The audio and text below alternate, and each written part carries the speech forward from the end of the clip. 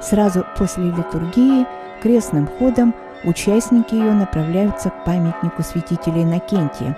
Здесь им предстоит встретить благодатный огонь, сошедший в Великую Субботу в храме Гроба Господня в Иерусалиме. Самые ранние упоминания о схождении благодатного огня на гроб Господень произошли в IV веке.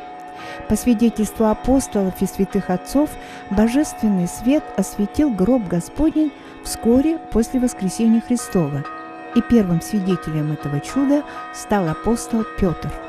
Споры о природе самого огня и сегодня не утихают среди атеистов.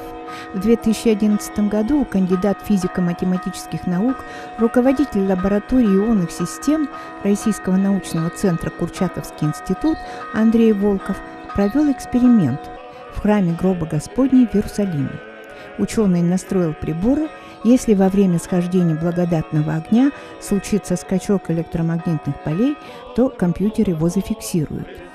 Именно в момент сошествия благодатного огня прибор зафиксировал увеличение интенсивности излучения в 2 раза. Благодатный огонь не сотворен людьми. Это не обман и не мистификация. Таково было решение ученого.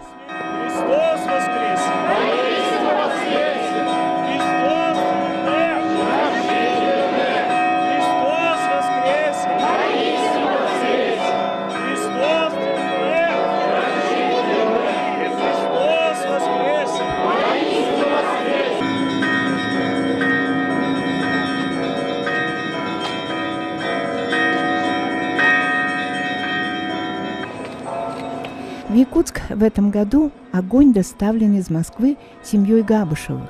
Они передают контейнер с пламенем в руки правящего архиерея.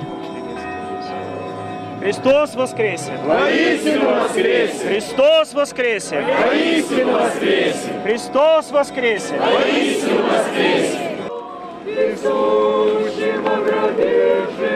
Затем все направляются в Иннокентьевский храм. Здесь, как и у гроба Господня, епископ Якутский Еленский Роман возжигает пучок свечей.